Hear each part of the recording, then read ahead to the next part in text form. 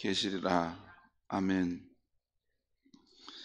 오늘 말씀의 제목은 주께서 가까우시니라 라는 제목입니다.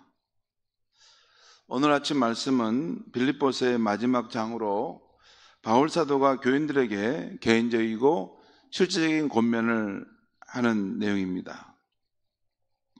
그 내용을 크게 보면 몇 가지가 나오는데, 먼저 교회 안에서 서로 갈등하고 있는 유오디아와 순두계를 향해서 주 안에서 같은 마음을 품으라고 하고 있는 것입니다.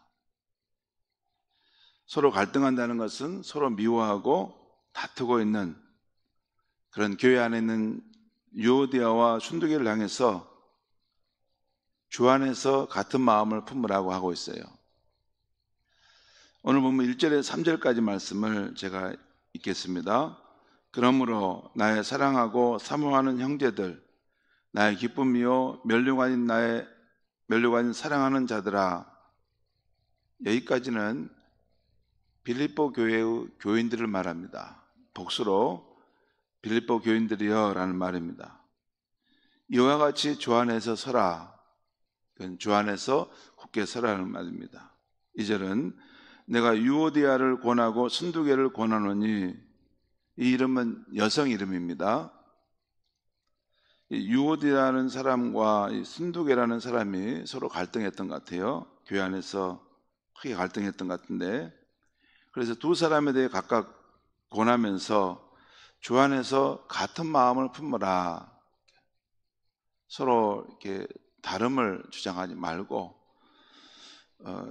크게 주님 안에서 보면 서로 하나인 것을 생각하고 같은 마음을 품으라는 것입니다. 또한 3절 보겠습니다.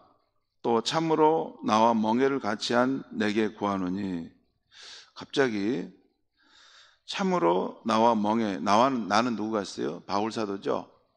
그러니까 바울 사도와 멍에를 같이 한 내게 구하노니, 이 내게가 누굴까? 내게가 누굴까? 이게 지금 분명하게 안 나왔어요. 아마 이 편지를 받은 사람, 전달받은 사람이 아마 분명히 누군지 확실하다면 아마 그 사람이겠죠. 참으로 나와 멍에를 같이 한 내게 구하노니, 바울이 신실하게 믿는 그런 빌립보 교회 안에 있는 어떤 지도자를 말합니다.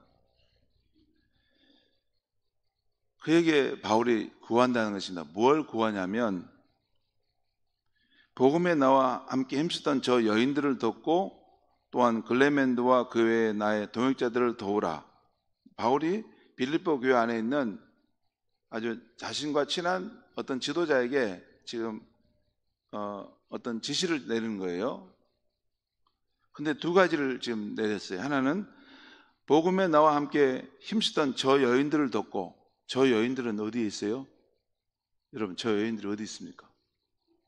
그 앞에 있어요. 그 앞에. 저 여인들 할 때는 복수를 말하죠. 여인들. 그리고 저 여인들은 바로 앞에 유오디아와 순두계 말입니다. 유오디아와 순두계가 서로 이렇게 갈등하고 다투는데, 그들을 향해서 서로 같은 마음을 품으라 이렇게 말해주고, 또 바울이 알고 있는 빌립보의 한 신실한 지도자에게 저렇게 갈등하고 있지만 저 여인들을 도우라는 것입니다. 여기서 저 여인들은 앞에 있는 지시대명사 저라는 말입니다. 그러니까 유오디아와 순두계가 서로 이렇게 갈등하고 있는데, 여러분, 새신자들이 갈등하고 있으면 이렇게 썼을까요? 아닙니다. 교회 안에 있는 큰 지도자들입니다. 그런데 그들이 두 표를 나눠가지고 갈등한다는 것이죠. 여러분, 새신자들이 이렇게 갈등하는 걸 여기다 쓰지도 않습니다, 바울이. 왜냐하면 옆에 있는 지도자들이 다 다스릴 걸 알기 때문에. 근데 최초로 교회를 세웠던, 누구나 다 아는 그런 인물인데, 이 유오디아와 순두계가 서로 의견이 달라가지고 서로 막 이렇게 언성을 높이고 미워하고 다퉜다는 것이죠. 그 소식이 바울에게까지 들려갔다는 것입니다. 그 일이 얼마나 큰 일이기에 그렇게 다투느냐. 주 주님 안에서 보면 다 그 별거 아니다. 여러분, 지금 우리가 교회에서 뭐 이렇게 사역을 할 때 막 서로 의견이 다르지 않습니까?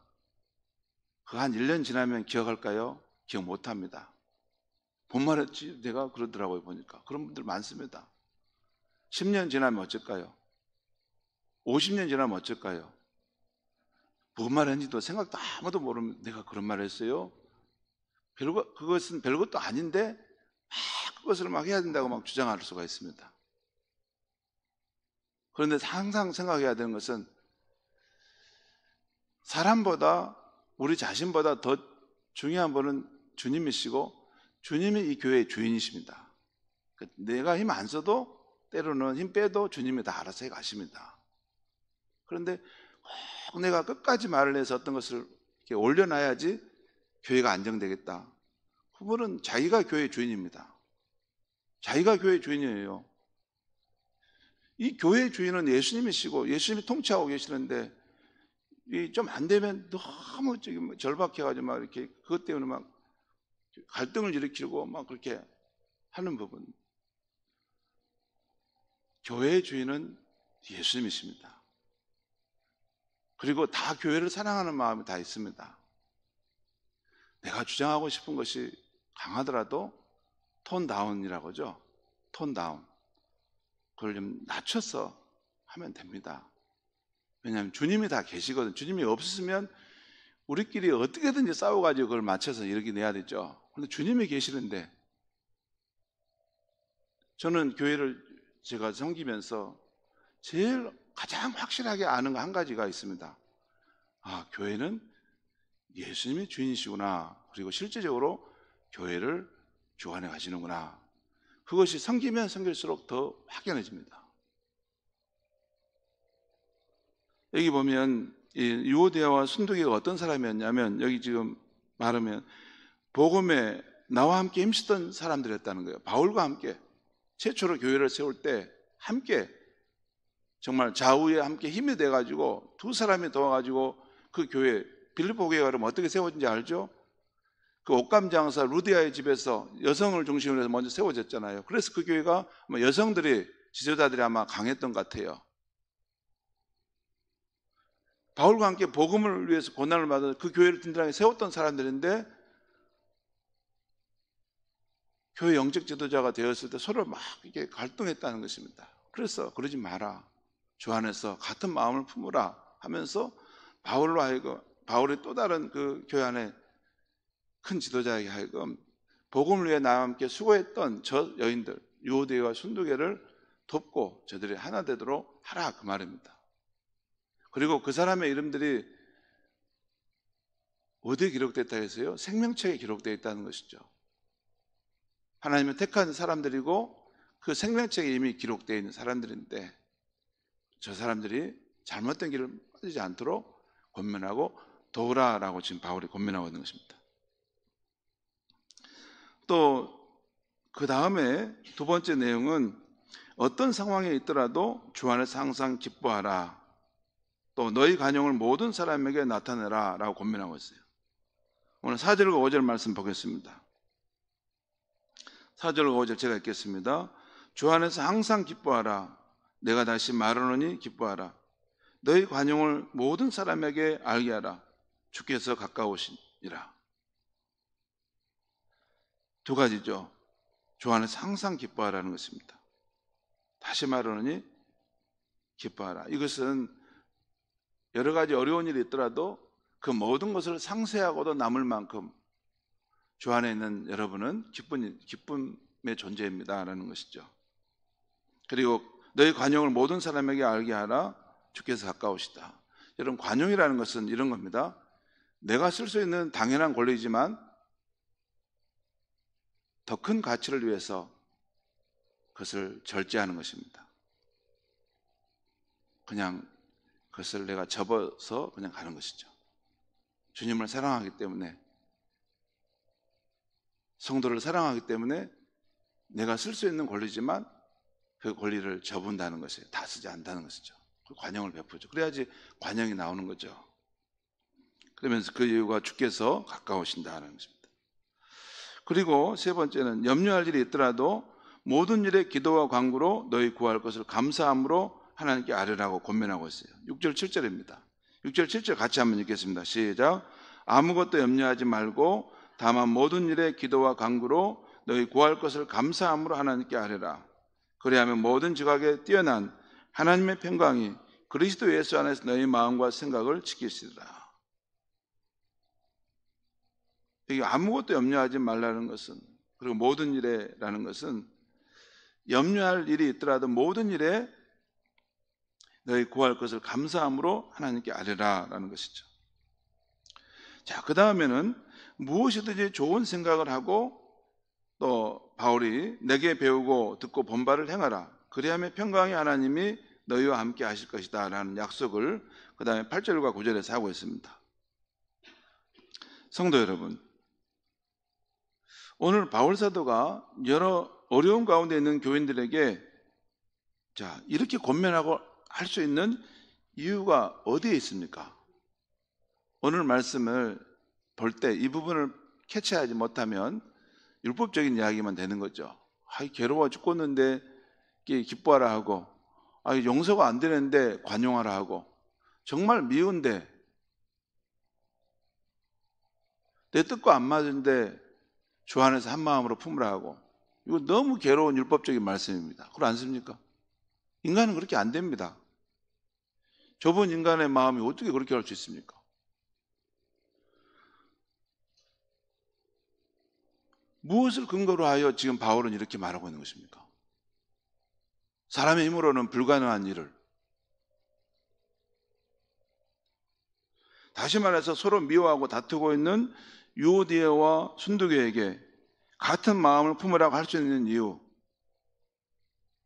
또한 어떤 상황에서도 기쁨을 잊지 않고 관용을 나타내라고 말한 이유, 염려할 일이 있더라도 염려하지 말고 감사함으로 하나님께 아뢰라고 말한 그 이유가 무엇입니까?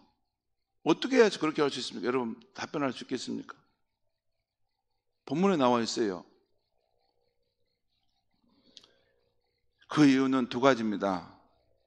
그리스도인은 모두 주 안에 있고 또한 주께서 가까이 계시기 때문에 그렇다는 것입니다. 성도 여러분, 예수를 주님으로 믿는 우리는 모두가, 여러분 꼭 기억하십시오. 물리적인 장소는 어디에 있든지 영적인 장소는 주 안에 있는 것입니다. 나를 위해 죽으셨지만 부활하셔서 지금도 살아계신 우리 주님 안에 있는 삶인 것입니다.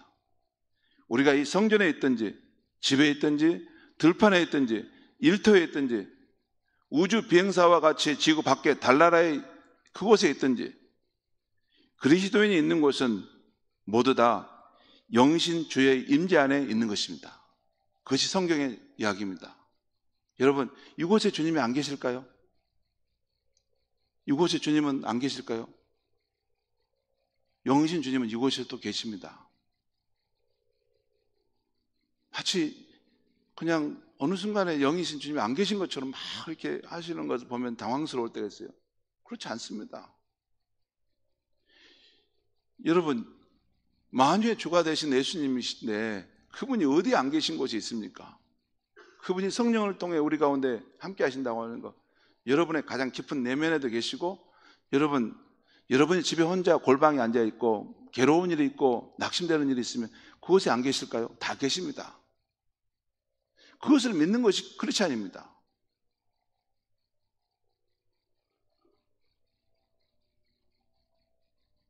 그리스도인은 골방에서 혼자 묵상하고 기도하고 있든지, 두세 사람과 함께 이야기하고 있든지, 힘들고 지쳐 슬픔과 낙심 가운데 있든지, 어디에 있든지 영이신 주의 임재 안에 있는 것입니다.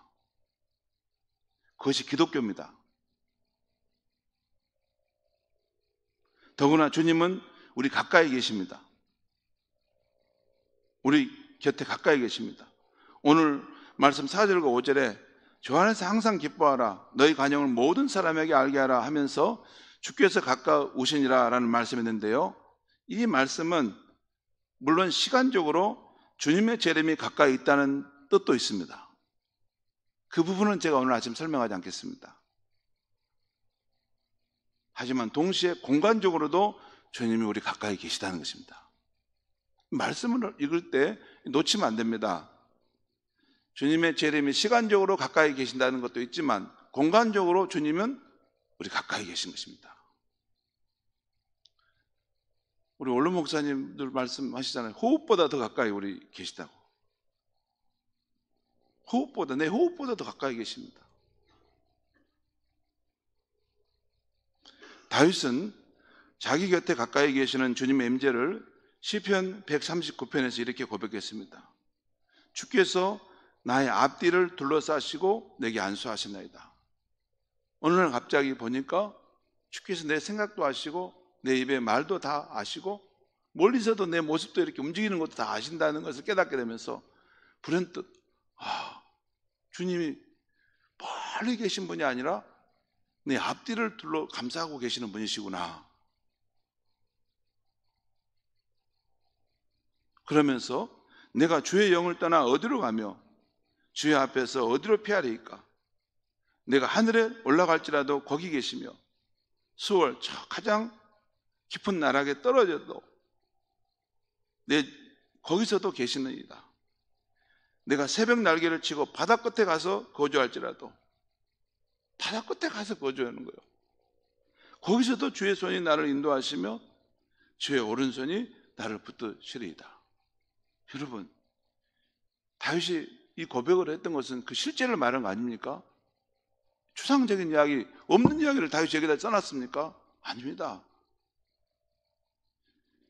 자신의 삶 전체가 주님의 임재 안에 있었다는 것, 주님의 손 안에 다 있었다는 것을 어느 순간 불현듯 깨닫게 된다는 것입니다. 내가 그 쫓기는 상황 속에 있을 때, 내가 그 절망의 그 동굴에 숨어 있을 때, 내가 인생을 포기하려고 하는 그 순간, 거기에 있을 때, 바다 끝에 가는, 바다 끝이란 것은 그 당시는 뭐 지구가 어딘지를 잘 모르니까, 아무튼 이 세상에 가장 먼 곳에 가 있을지라도, 거기서도 주님이 계시다 그 말 아닙니까? 체험적인 고백인 것입니다.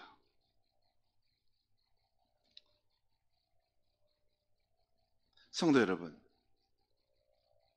예수를 주로 믿는, 만유의 주가 되신 예수를 주로 믿는 성도들은 물리적인 장소는 여기저기 이동할지는 몰라도 우리의 영적인 주소는 주 안에 있고 주님이 가까이 계신 줄 믿습니다.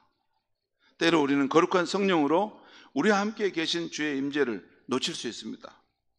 너무나 힘든 일을 당하거나 주님의 선하심을 맛본 지가 오래되었거나 가까이 계신 주님을 외면하는 죄를 자주 지었거나 병이 들어 너무 아프면, 여러분, 병이 들어 너무 아프면 우리 자신의 감정에 매몰되다 보면 우리 가까이 계시는 주님의 임재를 놓칠 수가 있습니다.